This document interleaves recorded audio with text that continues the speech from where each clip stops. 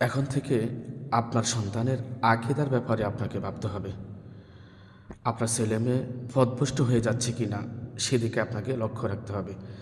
আপনার ছেলেটা কি মাজার পূজারী হয়ে যাচ্ছে কি না, আপনার মেয়েটা কি মাজার পূজারী হয়ে যাচ্ছে কি না, আপনার সন্তানরা কি কবর পূজারী হয়ে যাচ্ছে কি না, পীর পূজারী হয়ে যাচ্ছে কি না, এদিকে আপনাকে লক্ষ্য রাখতে হবে। আর আপনি যদি কবর পূজারী হন, মাজার পূজারী হন, আপনি যদি পীর পূজারী হন, আপনার সন্তানও হবে। আপনার সন্তান যদি আপনার কারণে পথভ্রষ্ট হয়, কিংবা আপনি যদি এখন থেকে আপনার সন্তানকে আহ, এই সমস্ত পথ থেকে ফিরিয়ে আনতে না পারেন, তাহলে কিয়ামতের দিন আপনার সন্তান আপনার ব্যাপারে মহান আল্লাহ তাআলার কাছে অভিযোগ করবে। আল্লাহ তাআলা বলেন, অকলু রব্বানা ইন্না আতআনা সাদাতানা অকুবারানা ফাআদাল্লুনা সাবিলা রব্বানা আতিহিম যিফাইনি মিনাল আযাবি ওয়াল আনহুম লা'নান কাবীরা।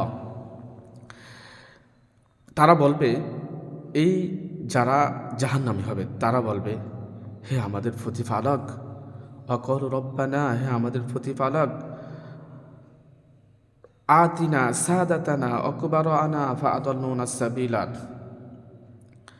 আমাদেরকে আমাদের বড়রা, আমরা যাদেরকে অনুসরণ করতাম, আমার বাবা মাকে আমরা অনুসরণ করতাম। আমরা অনেক সময় বলি আমার বাবা যা যা করেছে, আমার পূর্বপুরুষরা যেভাবে আমল করেছে আমরা এভাবে করব। তাহলে এরাই আবার বলবে যে আমরা আমাদের বাবা মাকে অনুসরণ করতাম, আমাদের বড়দেরকে আমরা অনুসরণ করতাম, তারাই আমাদেরকে পথভ্রষ্ট করে রেখেছে, তারাই আমাদেরকে আপনার রাস্তা থেকে সরিয়ে রেখেছে, তারা আমাদেরকে সঠিক পথে পরিচালিত করে না।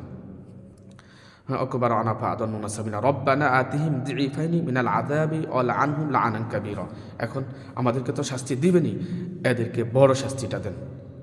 এটা এদের ব্যাপারে অভিযোগ, এদেরকে আমাদের চেয়ে এদেরকে বেশি শাস্তি দেন, আমাদের বড়দেরকে বেশি শাস্তি দেন, কেননা এরা আমাদেরকে পথভ্রষ্ট করে রেখেছে।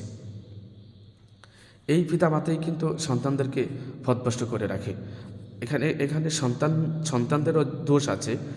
দেখেন, অনেক সময় অনেক লোককেই বলতে শুনি যে আমাদের পূর্বপুরুষ যা করেছে আমরা তাই করব। আমাদের পূর্বপুরুষকে দেখেছি এই যে মাজারে মোমবাতি জ্বালাইতে, এ মাজারে খাবারের প্রথমাংশ মাজারে দিয়ে যাইতে, বরকত নিতে, এই মাজার থেকে বরকত নিতে।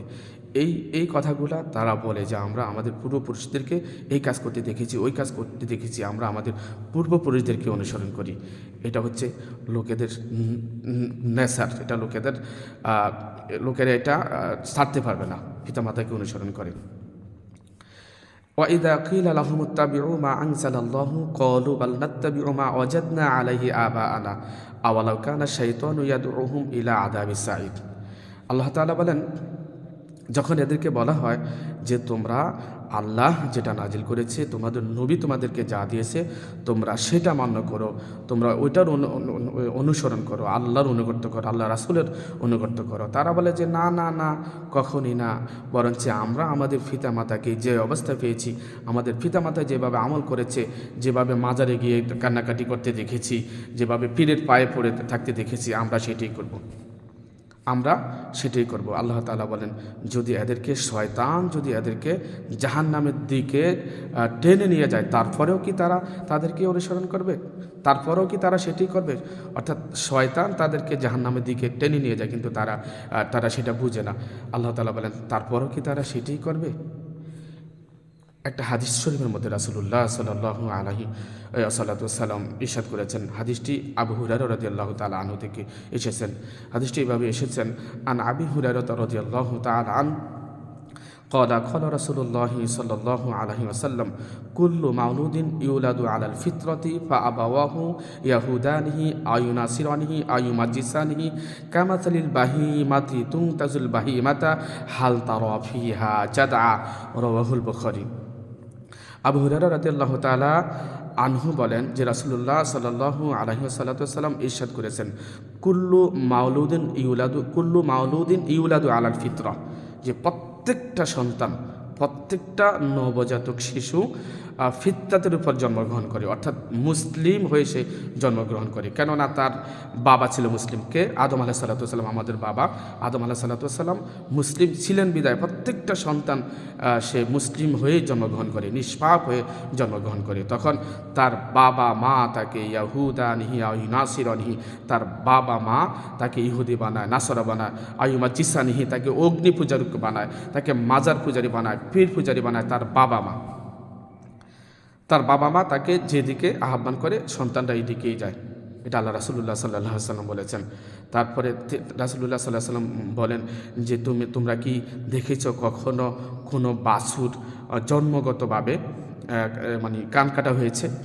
জন্মগতভাবে কোনো বাছুর কান কাটা হয়েছে? তো জন্মগতভাবে কিন্তু মানে কোনো সন্তানই কাফের অবস্থায় জন্মগ্রহণ করে না, কবর পূজারী অবস্থায় জন্মগ্রহণ করে না, মাজার পূজারী অবস্থায় জন্মগ্রহণ করে না, পীর পূজারী অবস্থায় জন্মগ্রহণ করে না, ইহুদি খ্রিস্টান হিন্দু হয়ে জন্মগ্রহণ করে না। প্রত্যেকেই কিন্তু মুসলিম হয়ে জন্মগ্রহণ করে, কিন্তু পরবর্তীতে তার বাবা মা তাকে এই ইহুদি খ্রিস্টান, কবর পূজারী, মাজার পূজারী, অগ্নি পূজারী এগুলা বানায়। এই জন্যেই কিয়ামতের দিন এই সন্তানটাই, এই ছেলে মেয়েরাই কিন্তু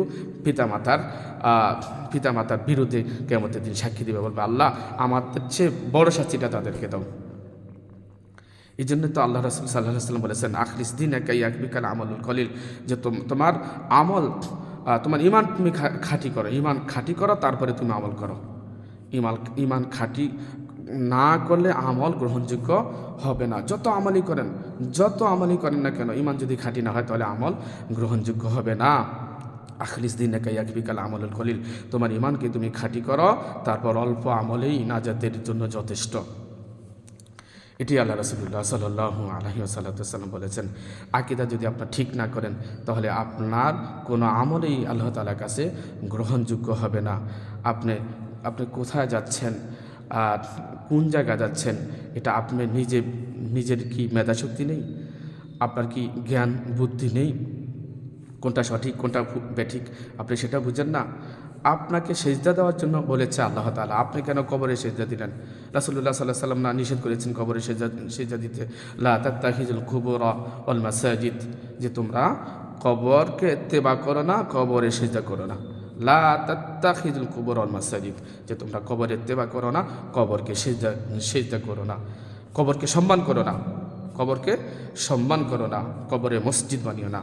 আল্লাহ রাসূল সাল্লাল্লাহু আলাইহি ওয়াসাল্লাম এইটার কারণেই কিন্তু ইহুদি খ্রিস্টানদেরকে লানত দিয়েছেন। লাআনাল্লাহুল ইয়াহুদা ওয়ান নাসারা ইত্তাখাযু কুবুর আমবিয়াইহিম মাসাজিদা। আল্লাহ রাসূল সাল্লাল্লাহু আলাইহি ওয়াসাল্লাম বলেছেন লাআনাল্লাহুল ইয়াহুদা ওয়ান নাসারা, ইহুদি খ্রিস্টানদের উপর আল্লাহর লানত, আল্লাহর গজব পড়ুক ইহুদি খ্রিস্টানদের প্রতি। লাআনাল্লাহুল ইয়াহুদা ওয়ান নাসারা, তারপর ইত্তাখাযু কুবুর আমবিয়াইহিম মাসাজিদা, কেননা তারা আম্বিয়া নবীদেরকে তারা সম্মান করত, নবীদের কবরগুলাকে তারা সম্মান করত, নবীদের কবরে তারা সিজদা করত, নবীদের কবরের কাছে কবরে তারা মসজিদ বানিয়ে নিত।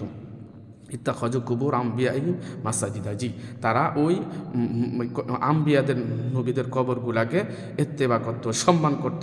এই কারণে তারা সেখানে মসজিদ তৈরি করে নিত, তারা সেখানে কি করত? সিজদা করত। আর এখন আপনি বুঝিয়ে বুঝতেছেন, আপনার আশেপাশে লোকেরা মাজারে গিয়ে মাজারকে সম্মান করতেছে, আপনি মনে করতেছেন এটা সব, এটা নাকি সব। আরে মাজারে যে মরে গেছে তার কাছে আর কি আছে? তার কাছে আর কি আছে? তার কাছে কিচ্ছু নেই, তার কাছে কিচ্ছু নেই। সে যখন মরে গেছে তার সমস্ত আমল বন্ধ হয়ে গেছে, সমস্ত আমল বন্ধ হয়ে গেছে, তার কোনো আমল করার কোনো শক্তি নেই। তার জন্য শুধু আমরা দোয়া করতে পারি, তার জন্য আমরা দোয়া করতে পারি, কিন্তু সেখানে গিয়ে আমাদের দোয়া করতে হবে, কথাটা এমন না। তো যাই হোক, বলতেছিলাম ভাই, আপনার সন্তানের দায়িত্ব আপনি নেন, আপনার সন্তানকে ভালো মাদ্রাসায়, যে মাদ্রাসার আকীদা ভালো তাদের কাছে পড়ান, যে মাদ্রাসার আকীদা ভালো, যেই মাদ্রাসাতে কোরআন সুন্নাহ মেনে চলে হুজুররা, ওই মাদ্রাসাতে আপনারা আপনাদের সন্তানদেরকে পড়ান, তাদের আকীদা ঠিক করেন, তাদের আকীদার ব্যাপারে নজর দেন। আর না হলে কিয়ামতের দিন আপনার এই সন্তান আপনার বিরুদ্ধে যখন সাক্ষ্য দিবে, আপনার বিরুদ্ধে যখন দাঁড়াবে, অভিযোগ করবে আল্লাহ তাআলার কাছে, তখন আপনি আর কী করবেন? তখন তো আপনার ফালানোর আর কোনো পথ থাকবে না।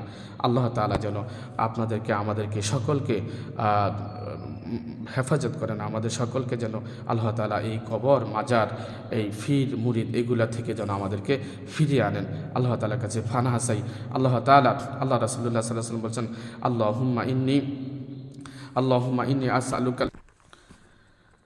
আল্লাহুম্মা ইন্নী আন উশরিকা বিকা ওয়া আনা আ'লামু ওয়া আস্তাগফিরুকা লিমা লা আ'লাম। হে আল্লাহ, আমি যদি জানা সত্ত্বে আমি জানা সত্ত্বে তোমার সাথে যেন শিরকি না করি, ওটার থেকে আমি তোমার কাছে আশ্রয় চাই। আমি তোমার কাছে আশ্রয় চাই, আমি যাতে জানা সত্ত্বে তোমার সাথে শিরকি না করি, শরিক অংশীবাদিত্ব তোমার সাথে যদি না করি।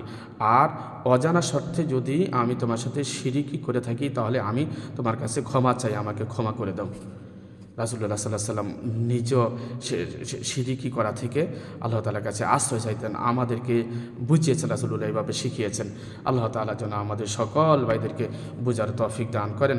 সুবহান আল্লাহ। হে আল্লাহ, আমাদেরকে আমাদের সন্তানদেরকে যেন সহি আকীদা শিক্ষা দিতে পারে, সেই তৌফিক আমাদেরকে দান করুন। আল্লাহ আমাদেরকে এবং আমাদের সন্তানদেরকে এই কবর পূজা, মাজার পূজা, ফির পূজা থেকে বিরত রাখুন। সুবহানাকাল্লাহুম্মা ওয়া বিহামদিকা আশহাদু আল্লা ইলাহা ইল্লা আনতা আস্তাগফিরুকা ওয়া আতুবু ইলাইক। আসসালামু আলাইকুম ওয়া রাহমাতুল্লাহি ওয়া বারাকাতুহু।